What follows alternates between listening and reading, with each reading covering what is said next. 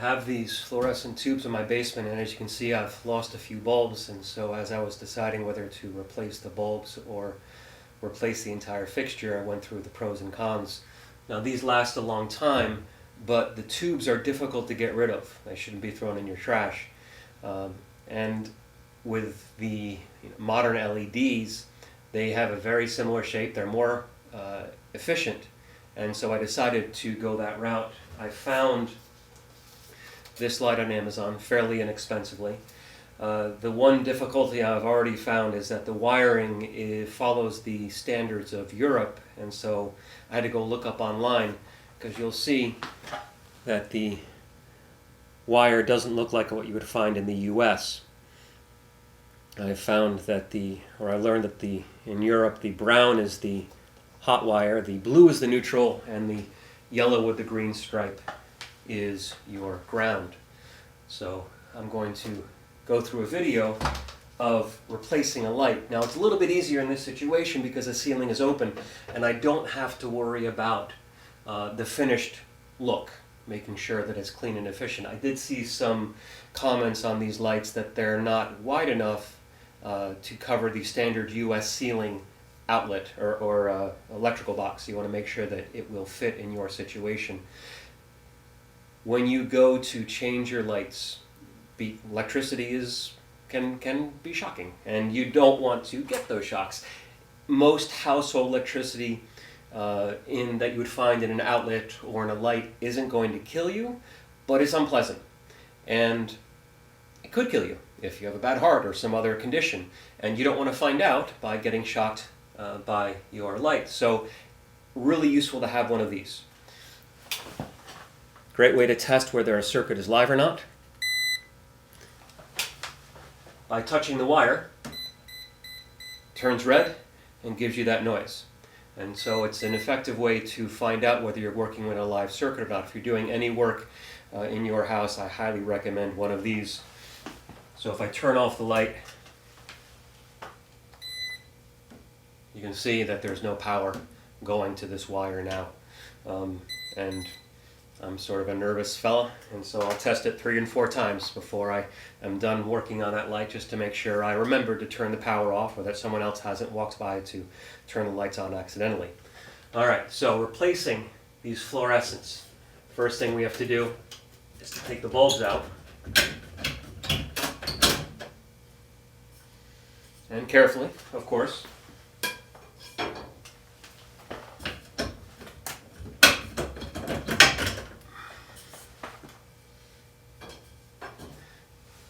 And on fluorescent tube lights, there is a metal body, and all the wiring is behind that body. And this one is held on by screws. So I will grab my screw gun in order to remove them.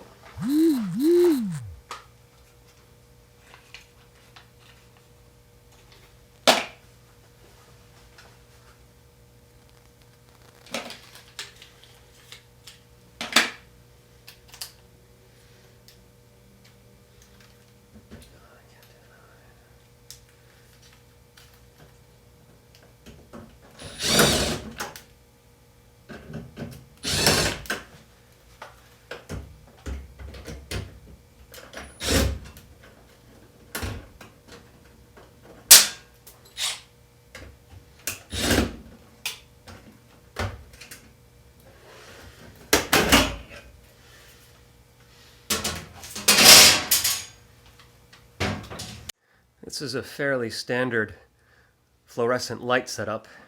Within the body behind the metal panel, you have the wires, and then you have this black box, which is a ballast. They're particular to fluorescents and LEDs. And sometimes they'll go bad. That may be a reason why the bulbs were out, although these bulbs had a dark gray on the end, so I think the bulbs themselves were bad. The wiring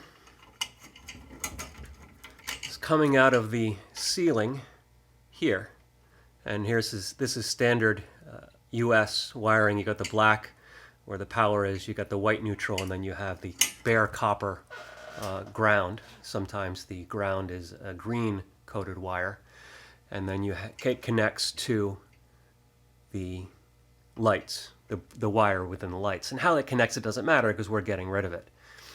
So, as mentioned before, not a bad idea. Test it multiple times. Yeah, power's still off. We're good.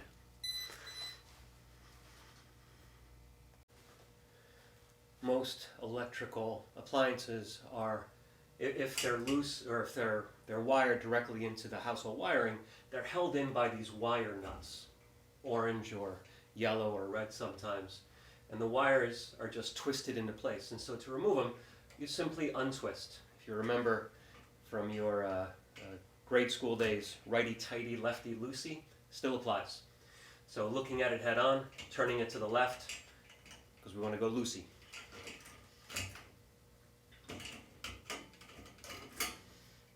All right, the 3 wires that go up into the ceiling are now free. And like I said before, not concerned about the other wires. Now there is a wire clamp that is holding it in place, and I'll take it off after I remove the fluorescent fixture from the ceiling.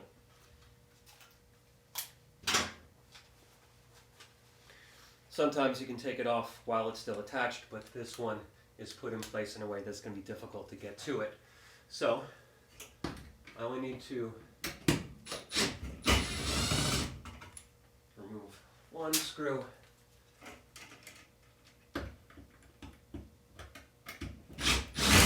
and then a 2nd screw, and it comes free.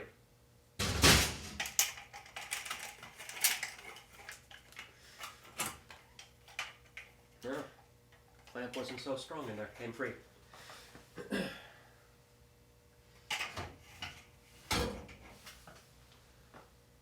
All right.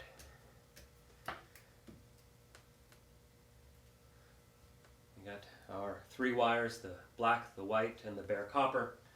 And then we have this new light fixture.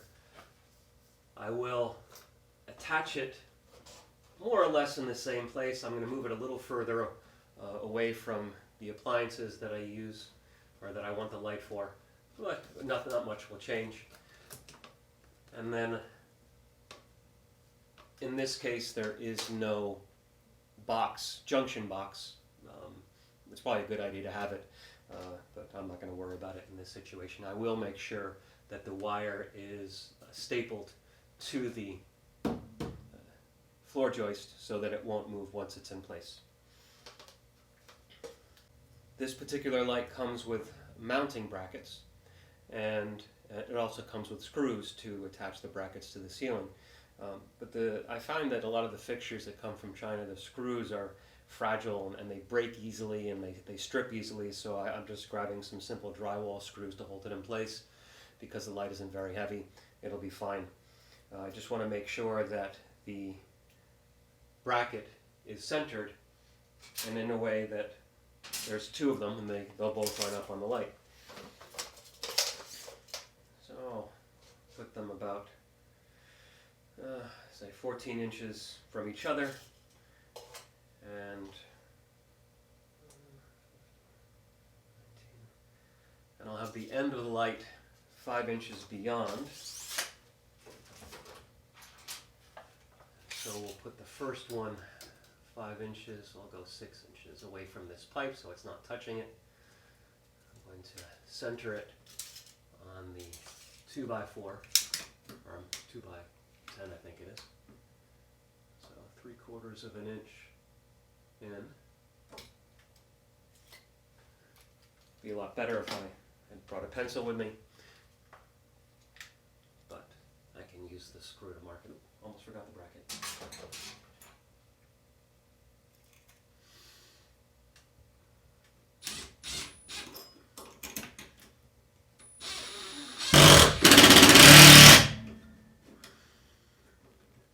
Straight. And then 14 inches down for the next one.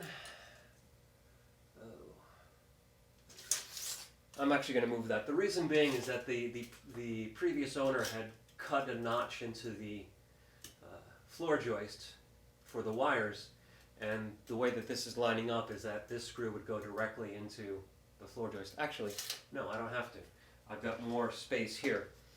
If instead of going 14 inches apart, if I put it 5 inches from the end, and then another 15 inches down, I'm still in the groove, so I can go 15 inches away from the bracket and be okay. Well, I can't do that either. I have to go either 13 inches away or 16 inches away in order to miss the notch. And I'm going to go 13 inches away.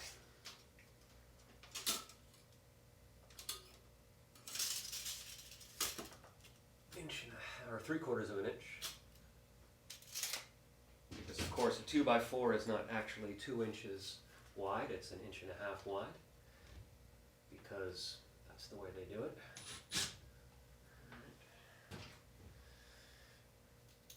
No good reason, as near as I can tell, as to why a 2x4 is not actually 2x4.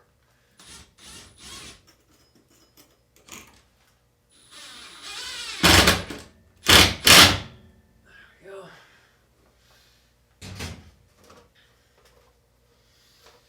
Now,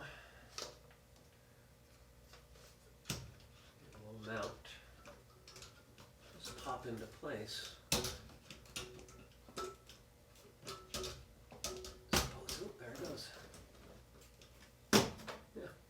Simple. Now it's just a matter of reconnecting the wires. I'm going to use the old wire nuts, and the brown in Europe is black in America.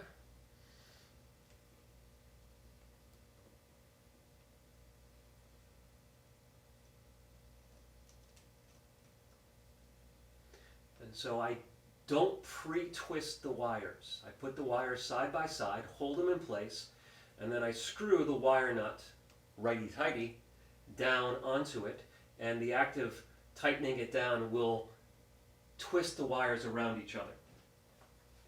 So, blue in Europe is white in America.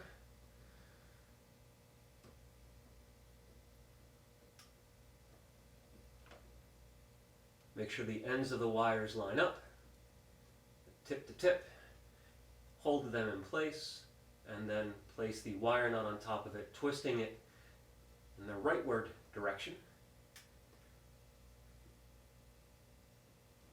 And then give it a little test tug to make sure that both wires are in there tightly and that they're going to maintain their connection.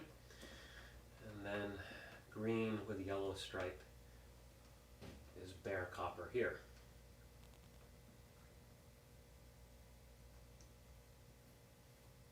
Tightening it down.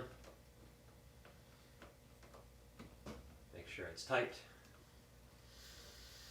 And then I will secure it into place. But before I do secure it into place, I want to give it a little test. If I did something incorrectly, I want to know about it before I get everything tight and in there. Wow, that's so much brighter. That's a good light. All right.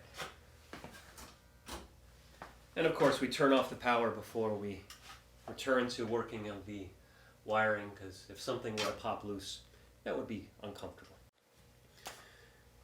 All right, the last two things that we need to do to secure the light is we'll use electrical tape to wrap or to hold the wires close to the wire nut.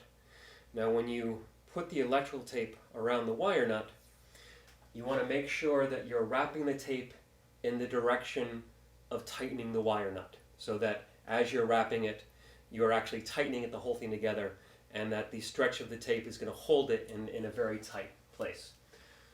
So, again, our righty-tighty direction, starting up on the wire nut, and then moving down towards the wires, and then want to get to the point where the electrical tape is fully on the wire and no longer on the wire nut, and then just give it a pull, and it will hold itself in place. Doing that with all three.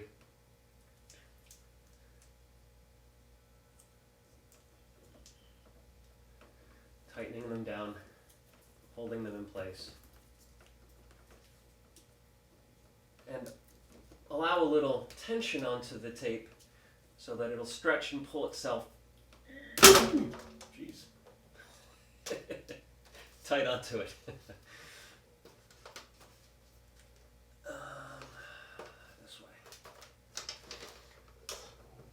Good thing these lights are so light because those clamps come apart fairly easily. Oh, I think I need to move the wire outside of the clamp. That might have been why it popped off so easily. There we go.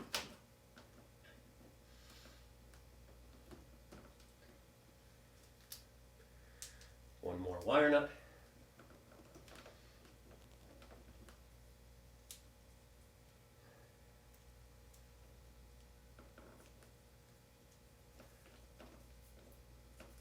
Pulling it tight as I go.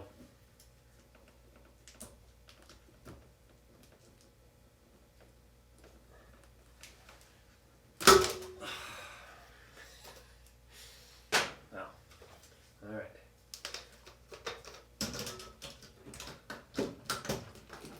The light itself is less than a pound. It's very light. The clamps don't have to work very hard to hold it in place. Now, the last thing that I'm going to do is I'm going to use a wire staple to hold the wires in place. And of course you want to make sure that the wire staple does not pierce the wire. You want it to go tight, but not to the point of really deforming the shape of the wire. You want it so that if you were to pull on the wire, it wouldn't move because the staple is holding it in place.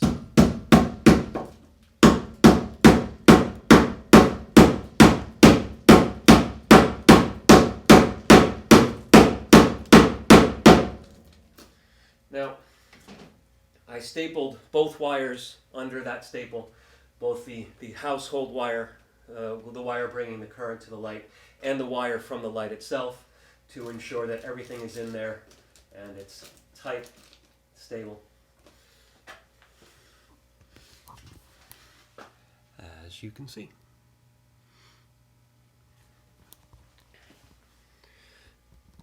So as I'd mentioned, if this were going up in the living space, it would be a little more complicated. I'd have to be a little more concerned about the